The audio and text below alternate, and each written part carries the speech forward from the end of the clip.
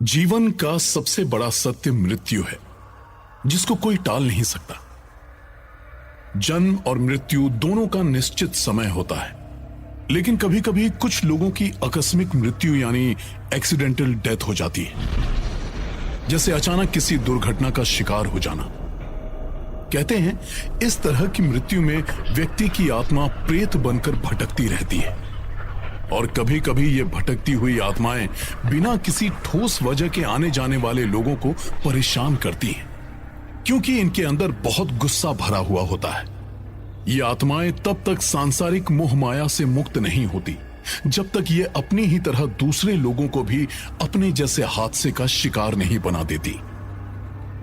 ऐसी ही एक भटकती प्रेत आत्मा का शिकार बनते हैं मुंबई में रहने वाले दो दोस्त, विभोर और निखिल। ये दोनों लड़के कुछ एक साल पहले ही दिल्ली से मुंबई शिफ्ट हुए थे। दोनों ही मुंबई की एक एडवर्टाइजमेंट कंपनी में काम करते थे और एक साथ रहते थे। अक्सर दोनों एड शूट के लिए मड आइलैंड जाया करते थे। मुंबई में मड आइलैंड एक ऐसी जगह है जहां रात को बहुत लोगों ने भटकती प्रेत आत्माओं को देखा है। वहां रात को काफी लोगों के एक्सीडेंट भी हो चुके थे। विभोर और निखिल ने भी अपने ऑफिस के लोगों से इस बारे में सुना था। इसी वजह से जब कभी एड शूट की नाइट शिफ्ट मड में लगती है तो वहां कोई भी जाने के लिए तैयार नहीं होता था। ऑफिस में अपने को वर्कर्स के इस डर को देखकर विभोर और निखिल उनका मजाक उड़ाया करते थे। एक दिन दोनों शूट से रात के 1 बजे वापस आ रहे होते हैं, तभी विभोर को एक लड़की लिफ्ट मांगते हुए हाथ हिलाती हुई दिखती है।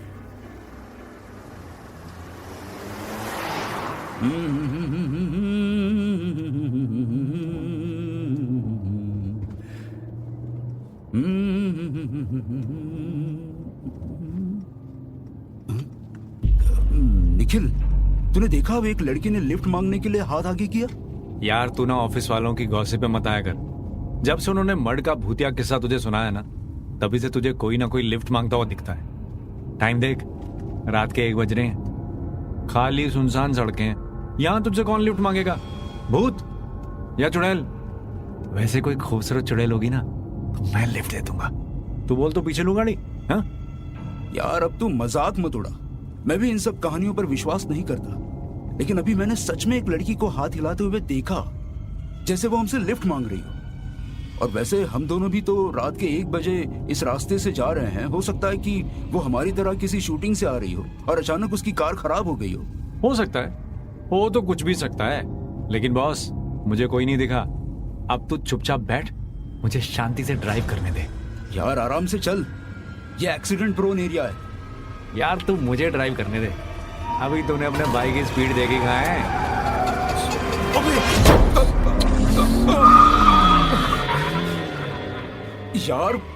यार कार के नीचे कोई आ गया। मैंने पहले ही कहा था तुझसे कि स्पीड कम कर, तू सुनता नहीं है। अब कुछ नहीं, जस्ट कूल डाउन। अरे ये जंगल है, कोई जानवर होगा, इंसान नहीं। मैं गाड़ी बैक करता हूं।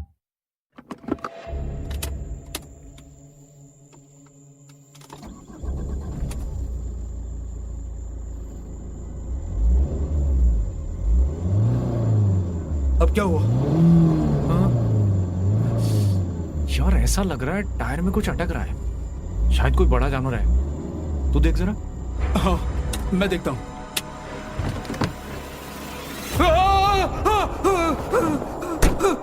अबे क्या हुआ? तू कांप क्यों रहा है? वो क्या? वो आराम से बता, क्या हुआ? भाई गाड़ी के नीचे कोई जानवर नहीं, एक लड़की आ गई है। क्या? अबे तू पागल तो नहीं हो गया? लड़की होती तो दिखती नहीं सड़क पर। तो रुक, मैं देखता हूं। यार विभोर, तूने तो मुझे डरा ही दिया था। यहां तो कोई नहीं है, ना जानवर और ना ही कोई इंसान, बस एक बड़ा पत्थर है। भाई तू एक काम कर, टायर के नीचे जो पत्थर है ना उसको हटा, मैं गाड़ी स्टार्ट करता हूं। कर लेगा ना? हाँ हाँ। विभोर जैसे ही पत्थर को खिसकाने के लिए झुकता है, उसके हाथ को कोई जोर से पकड़ लेता है।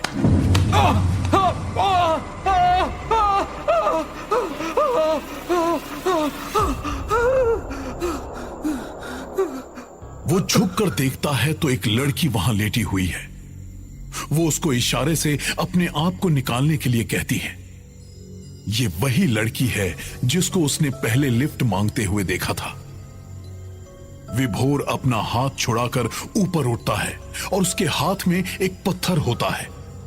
विभोर उस पत्थर को सड़क में जोर से पटक देता है और गाड़ी के अंदर बैठकर कांपने लगता है। निखिल उसको देखता है और कहता है, क्या हुआ भाई? इतना बड़ा पत्थर भी नहीं है जो तेरे पसीने निकल गए। विभोर निखिल की बात का कोई जवाब नहीं देता, क्योंकि उसको अभी तक समझ नहीं आ रहा था कि उसको सच में लड़की दिखी या वो वहम था। विभोर अपने डर को छुपाने की कोशिश करता है। निखिल उसको देखकर हंसता है। घर पहुंचकर भी विभोर अपने रूम में चले जाता है। उसको रात भर उस लड़की का चेहरा दिखता है, जिसकी वजह से वो सो नहीं पाता। अगले दिन सुबह सुबह कोई उनके फ्लैट की बेल बजाता है। यार विभोर, विभोर, यार देखना कौन सुबह सुबह बेल बजा रहा है यार। शायद दूध वाला होगा। यार पर अभी तो 6 बजे हैं, वो तो 8 बजे तक आता है। अच्छा ठीक है, मैं देखता हूं भाई।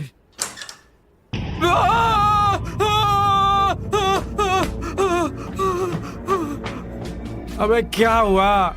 इतनी जोर से क्यों चिल्ला रहा है? भाई मैंने फिर से उस लड़की को देखा। अरे कौन सी लड़की यार? अरे वही जो कल रात को कार के नीचे मुझे दिखी थी। यार तू पागल है क्या? रात को कार के नीचे कोई लड़की नहीं थी। एक बड़ा पत्थर जरूर आ गया था, जिसको तूने ही उठाकर रोड साइड में रखा था। विभोर, मुझे लग रहा है कि तुझे हेल्यूसिनेशन हो रहा है यार। तू एक काम कर, फिलहाल अंदर चल और आज छुट्टी ले ले। तू आज घर पे रेस्ट कर। लेकिन भाई मैं सच कह रहा हूं। अरे तू अभी अंदर चल, अंदर चलकर बात करते हैं। निखिल को विभोर की बात पर इसलिए विश्वास नहीं होता क्योंकि वो लड़की सिर्फ विभोर को ही देख रही थी। उधर विभोर इस बात से अनजान था कि वो लड़की एक भटकती हुई प्रेत आत्मा है जो विभोर और निखिल के पीछे पड़ चुकी थी। निखिल के ऑफिस जाने के बाद विभोर सो जाता है। उसको कई बार ऐसा लगता है जैसे कोई उसके साथ लेटा हुआ है। विभोर रूम से उठकर बाहर जाने की कोशिश करता है, लेकिन दरवाजा खुद बंद हो जाता है। कौन है? कौन है?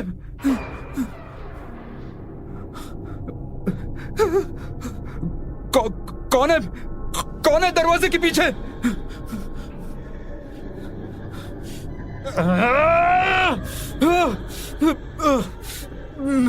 मैंने क्या बिगाड़ा है तुम्हारा? कौन हो तुम? क्या चाहिए तुम्हें? भूल गया? आज सुबह ही तो मिले हैं, कल रात भी मिले और अब तो मिलते रहेंगे जब तक तू मुझे वहां से मुक्त नहीं कराएगा। विभोर और निखिल के घर में उनके साथ एक भटकती हुई आत्मा आ गई थी, लेकिन वो सिर्फ विभोर को ही दिख रही थी। डर के कारण विभोर बेहोश हो गया था। विभोर को होश आता है तब तक शाम हो चुकी थी। थोड़ी देर में निखिल एक लड़की के साथ घर आता है।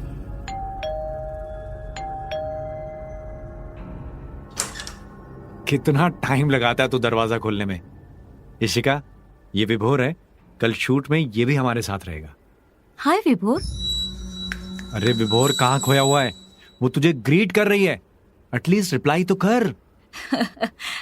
इट्स ओके निखिल, इनको देखकर लगता है ये कोई हॉरर फिल्म देखकर सदमे में है। सही कहा ना मैंने? ये और हॉरर फिल्म, इसके बारे में मैं तुम्हें बाद में बताता हूँ। अभी तुम उस रूम में जाकर फ्रेश हो जाओ। ओके। जैसे ही इशिका रूम में अंदर जाती है, निखिल विभोर को दूसरे रूम में लेकर जाता है। ये तुझे क्या हो गया विभोर? जब से दरवाजा खोला है तो तब से इशिका को घूर रहा है। अब ये मत कहना कि ये वही लड़की है जो तुझे कल रात से दिख रही है। इतना स्कैरी रिएक्शन मत दे यार, मैं मजाक कर रहा था। ये हमारे नेक्स्ट एड शूट की मॉडल है। और जब तक शूटिंग बुरी नहीं होती ये हमारे साथ ही रहेगी। विभोर, अरे कुछ बोलेगा? कैसा बिहेव कर रहा है यार? मुझे लगता है तुझे डॉक्टर के पास जाना चाहिए। फॉर गॉड सेक से समथिंग। यार मैं कोई ड्रामा नहीं कर रहा हूं। हो सकता है कि तू ठीक बोल रहा है, क्योंकि मुझे ये लड़की भी उसी लड़की की शक्ल की लग रही है। और आज तेरे जाने के बाद भी मुझे वो लड़की दिखी थी, फिर अचानक गायब हो गई। I mean I don't know what to say, but मैं सुबह डॉक्टर के पास जाता हूँ।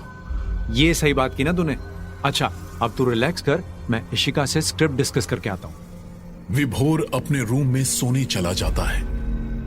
करीब 12 बजे उसको महसूस होता है कि उसके बेड में कोई उसके साथ लेटा हुआ है, और तभी एक हाथ उसके हाथ को जोर से पकड़ लेता है। विभोर लाइट ऑन करता है। कौन है? कौन है? कौन है? कौन है? प्लीज सामने आओ, सामने आओ।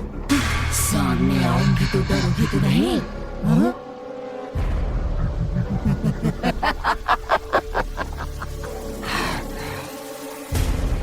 भटकती हुई आत्मा की आवाज सुनकर विभोर तुरंत निखिल को बुलाने के लिए मुंह खोलता ही है कि 2 हाथ उसका गला घोटने के लिए आगे बढ़ते हैं। विभोर जोर से चिल्लाता है। उसको इशिका का चेहरा दिखता है। विभोर अपने रूम से भागते हुए बाहर आता है।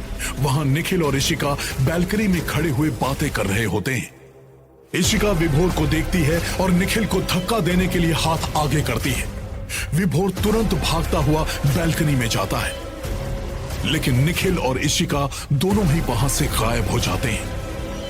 विभोर सारे घर में निखिल को ढूंढता है, लेकिन उसको कोई नहीं मिलता।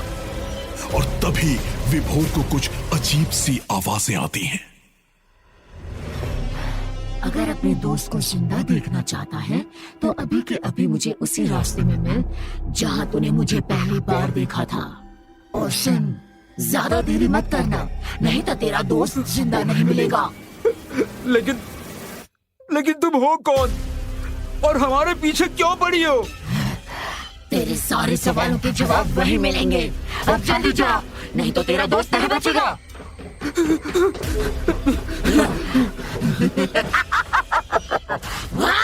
जल्दी भाग। विभोर तुरंत मड आइलैंड के लिए निकल जाता है और उसी रोड में पहुंच जाता है जहां विभोर को 2 दिन पहले इशिका दिखी थी। वहीं रोड साइड में पत्थर के पास निखिल बैठा हुआ है। यार तू ठीक है ना? हाँ, इशिका कहाँ है? इशिका कहाँ है? विभोर तू यहां क्यों आया? मैं तुझे लेने आया हूं। तुझे पता है? हाँ मुझे सब पता चल गया। जो तुझे इतने दिनों से लड़की दिख रही थी ना, वो इशिका ही थी। वो एक भटकती हुई आत्मा है। काश मैंने तेरी बातों पर विश्वास कर लिया होता यार। तो अब तो तुझे समझ आ गया ना? हाँ, तो अब घर चल, जल्दी चल। बहुत देर हो गई यार, अब मैं नहीं जा सकता। निखिल ये सब क्या बोल रहा है तू? अब तो तुझे सच पता चल गया ना? चल उठ और चल अब। विभोर सामने देख, मेरी लाश। मैं मर चुका हूं। तू अपनी जान बचा। तू जितनी जल्दी हो यहां से चला जा।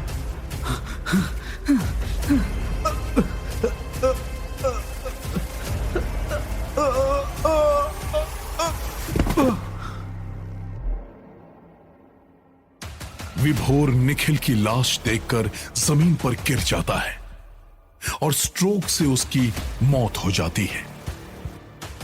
कुछ दिनों बाद रात 1 बजे उसी जगह। तुझे वो 2 लड़के नहीं दिखे लिफ्ट मांगते हुए? पागल है क्या? इस सुनसान रास्ते में इस समय कौन आएगा? यार अभी मैंने देखा, दोनों लिफ्ट मांगते हुए हाथ हिला रहे थे। मुझे ड्राइव करने दे यार। और इस सुनसान रास्ते में सिर्फ भूत ही लिफ्ट मांगते हैं, इंसान नहीं। जरा खौफ से सुनो।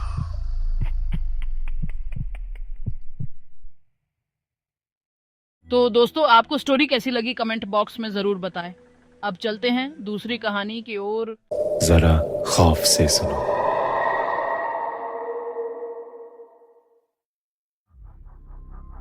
मेरे सामने तारा जमीन पर पड़ी है। ये कहूं मेरी फ्रेंड तारा है या फिर थी, क्योंकि मेरे आंखों के सामने जो है वो अब तारा नहीं रही। तारा तो बहुत दूर जा चुकी है। तारा और मैं नर्सरी से बेस्ट फ्रेंड्स थे। अराउंड 4 years बैक वो यूएस चली गई थी, but we were in touch. उसे ट्रैवल करने का बहुत शौक था। हमेशा कोई नई सी जगह ढूंढ के लाती थी। And just before I was about to get married she came to India, और हमने अपनी लास्ट ट्रिप टुगेदर प्लान की एज सिंगल गर्ल्स। तारा ने मनाली से आगे कोई नया रिसोर्ट ढूंढा था। मेघा, check Google Maps ना. The hotel is in this area only. ये देख ना, this is the address. Bluebells Cottage. I know, but यहाँ नेटवर्क भी तो नहीं है। ये तेरा ही ब्रिलियंट आइडिया था ना। ऐसी जगह चलते हैं जो बिल्कुल पीसफुल हो। अब इतनी पीसफुल है कि zero network, no cars, nothing at all. Wow, I can tell you now only, this vacation is going to be so boring. 2 घंटे से गोल गोल घूम रहे हैं यार यहीं। अरे come on यार Megha, it'll be fun. Enjoy this view. ये व्यू देख। इसके पिक्स ना इंस्टाग्राम पे अपलोड करेगी, you'll get 1000 likes. तुझे पता होता है ना कि मुझे चीयर अप करने के लिए क्या कहना चाहिए। I'm so exhausted यार। इतनी देर से चल रहे हैं। कहाँ है ये तेरा कॉटेज? मैडम, आप लोग ब्लूबेल कॉटेज ढूंढ रही हैं? हाँ, आपको कैसे पता? मैं वहीं काम करता हूँ। ये ब्लूबेल्स कॉटेज की कार है। मेरा नाम रघु है। आप लोग 3 घंटे पहले चेक इन करने वाले थे, पर नहीं आए। आपका फोन भी नहीं लगा, तो हमें लगा कहीं खो गए होंगे। आइए, गाड़ी में बैठिए, मैं सामान रख देता हूँ। Thank God. Raghu, God bless you. And Tara, what are you grinning for? इसका क्रेडिट तुझे नहीं मिलने वाला। Of course not. मैं हंस रही थी कि अच्छा हुआ कॉटेज की कार मिल गई, बिकॉज मुझे बिल्कुल नहीं पता था कि कहाँ जाना है। Wow. Tara, look at this view. I'm so hungry. I'm also dying for a cup of coffee. लीजिए मैडम, ब्लूबेल्स कॉटेज। आइए, आपको आपका रूम दिखा दूं, फिर आपका सामान लेकर आता हूँ। तो क्या यहाँ का सारा काम आप खुद ही कर लेते हैं? जी, वो क्या है मैडम, ऑफ सीजन है, इतनी ठंड रहती है, ज्यादा लोग आते नहीं, तो बस अकेले ही। वैसे वॉचमैन है और आपको कोई परेशानी नहीं होगी। मैं बहुत अच्छा खाना बनाता हूँ। No problem. चलो रूम दिखा दो। कम मेघा। ये आपका रूम, और कॉफी में लेकर आता हूँ। मैं रूम के बाहर बालकनी की तरफ आ गई और तभी तारा बाहर आई। उसके हाथ में एक ब्लैक ड्रेस थी। Check this out Megha, isn't great? Yeah, कहाँ मिली? मैंने वार्डरोब खोला ना, तो उसमें थी। शायद किसी की रह गई होगी। वो रघु है ना, ऑल इन वन, उसको पता होगा, उसे दे देना। May be not. Tara, what's wrong with you? किसी और की ड्रेस है यार, उसमें तुझे क्या इंटरेस्ट? मुझे लगता है कि ये ड्रेस मेरे लिए ही कोई छोड़ के गया था। It was meant to be found. मैं हंस दी। मुझे क्या पता था कि ये आखिरी मोमेंट है जब मेरी फ्रेंड तारा मुझसे बात करेगी। अच्छा सुन, I am going for a shower, फिर कहीं चलते हैं, ओके? तूने इतनी बड़ी लिस्ट बनाई है ना, वो निकाल, कौन कौन सी प्लेसेस देखनी है। हाँ, लेट्स डू दैट। तारा बहुत डिस्ट्रैक्टेड लग रही थी, बस ड्रेस हाथ में लिए खड़ी थी। मैं शावर लेने चली गई। जब मैं शावर लेके बाहर आई तो मैंने देखा कि तारा ने वो ड्रेस पहनी हुई है। कैसी लग रही हूँ? नाइस, बट तू तो मेरी ड्रेस भी कभी शेयर नहीं करती, ये कैसे पहन ली? What the hell, bitch? What did you just say? Tara, calm down. क्या हो गया तुझे? हाँ? मुझे कुछ नहीं हुआ। I'm fine. I'm okay. क्या हुआ? मुझे समझ नहीं आ रहा था कि क्या हो रहा है। एक मिनट तारा को इतना गुस्सा आ गया और दूसरे ही मिनट नॉर्मल। पता नहीं क्यों, पर अब इस रूम में तारा के साथ मैं बहुत नर्वस फील कर रही थी। तारा, चल ना कहीं नीचे चलते हैं। Okay, let's do that. तारा, अरे शूज तो पहन ले, इतनी ठंड हो रही है, तू क्या ऐसे ही बाहर चली जाएगी? और इस बात के जवाब में तारा ने मेरी तरफ देखा और जोर जोर से हंसने लगी। इतने दिन बाद तो इस दुनिया को महसूस कर रही हूँ। I want to feel everything. और गुनगुनाते हुए वो ऐसे ही बाहर भाग गई। बाहर एनी मोमेंट स्नोफॉल शुरू होने वाली थी और तारा ऐसे बिहेव कर रही थी जैसे वो बीच पर हो, नंगे पैर और वो छोटी सी ब्लैक ड्रेस पहने। मैं उसके पीछे गई। मैं कॉटेज के बाहर आ गई, लेकिन तारा कहीं दिखाई नहीं दे रही थी। अभी तो यहां थी, ऐसे सडनली कैसे गायब हो गई? मैंने अपनी चारों ओर देखा। चारों तरफ पेड़ ही पेड़ थे। शायद 4 ही बज रहे थे, पर ऐसे लग रहा था कि मानो रात होने को है। मैंने तारा को पुकारा, तारा, तारा, पर कोई जवाब नहीं मिला। पर ऐसा लग रहा था जैसे कोई मुझे घूर रहा है। कोई दिखाई नहीं दे रहा था। शायद ये तारा का मजाक हो, पर मुझे पता था कि ये सच नहीं है। कुछ होने वाला है। क्या, वो नहीं पता, पर एक अनदेखा सा डर मुझे घेरने लगा था। ऐसे लग रहा था जैसे ये पेड़ मेरी ओर बढ़ रहे हैं और मैं हमेशा के लिए यहीं कैद हो जाऊंगी। और तभी 2 हाथ मेरे गले की इर्द गिर्द मुझे जकड़ने लगे। मैं चीखना चाहती थी, पर मैं बोल नहीं पाई। धीरे धीरे मेरी आंखों के सामने अंधेरा छा गया। बस इतना याद है कि कोई चिल्ला रहा था। जब मैंने आंखें खोली तो सबसे पहले मुझे रघु का चेहरा नजर आया। मैडम, आप ठीक हैं? आप अचानक से बेहोश हो गई थी। मैंने देखा मैं वहीं कॉटेज के बाहर पेड़ों के नीचे थी और मेरा सिर तारा की गोद में था। मेघा, तू ठीक है ना? क्या हुआ? मैं तो ऐसे ही तुझे परेशान कर रही थी, फिर तू एकदम से फेंट हो गई। क्या हुआ? आई डोंट नो। मुझे लगा जैसे कोई मेरा गला दबा रहा था। What? मैडम, पर मैंने आपको देखा था। आप तारा मैडम को पुकार रही थी और फिर आप एकदम से बेहोश हो गई। शायद मेरा वहम हो। कम ऑन मेघा, अंदर चलते हैं। अब किसी पल भी बर्फ पड़नी शुरू हो जाएगी। तारा मुझे रूम की तरफ ले गई। रघु ब्रांडी लेने चला गया। मेघा, तू चिल कर, कुछ खाने का अरेंज करती हूँ। आई थिंक तुझे थकान ज्यादा हो गई है। मैं तारा को देख रही थी। उसने अभी भी वो ड्रेस पहनी थी, पर उसे ठंड क्यों नहीं लग रही थी? मैंने उससे पूछा, तारा, आंट यू कोल्ड? हाँ यार, you're राइट। मैंने रियलाइज ही नहीं किया। तुझे फेंट होते देखा ना, तो शायद स्ट्रेस में पता ही नहीं चला। अभी चेंज करती हूँ। और तभी मैंने सामने लगे मिरर की तरफ देखा। मेरे पीछे तारा दिखाई दे रही थी। उसने चेंज कर लिया था, लेकिन वो तारा नहीं थी। वो तो मेघा, मेघा, क्या हुआ? तारा, वो मिरर में कोई और है। मैंने अभी देखा, रूम में कोई और भी है। मेघा, कोई नहीं है, सिर्फ हम दोनों हैं। क्या हो गया है? मेरा सिर चकरा रहा था। मैं वहीं सोफे पर लेट गई। ले, रघु आ गया। तू ब्रांडी पी ले। हाँ मैडम, क्या है ना, आप लोग को इतनी ठंड की आदत नहीं है तो। थैंक यू रघु, एक बात बताओ, यहाँ हमारे सिवा और कौन कौन है?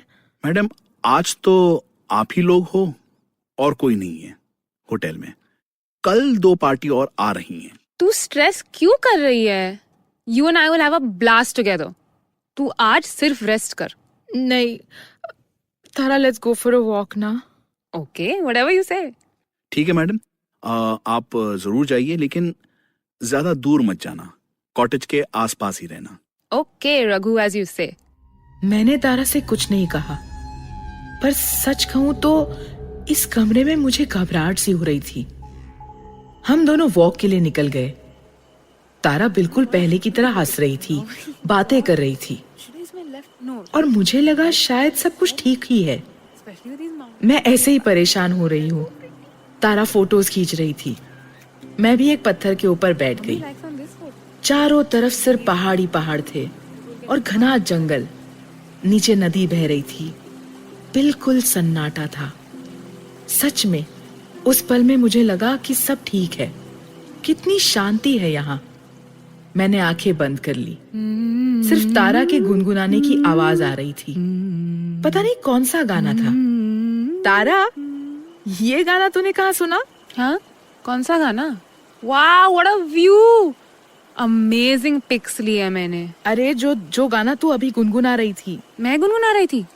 पता नहीं, मैंने तो रियलाइज भी नहीं किया। और तभी मैंने देखा कि बर्फ पर तारा की शैडो पड़ रही थी, और जहां उसकी शैडो थी वहां एक और परछाई भी थी। लेकिन किसकी? मेरी तो नहीं थी। यहां तो कोई और था भी नहीं। तो फिर ये परछाई किसकी थी? परछाई बहुत क्लियर थी। ऐसा लग रहा था जैसे कोई लड़की है।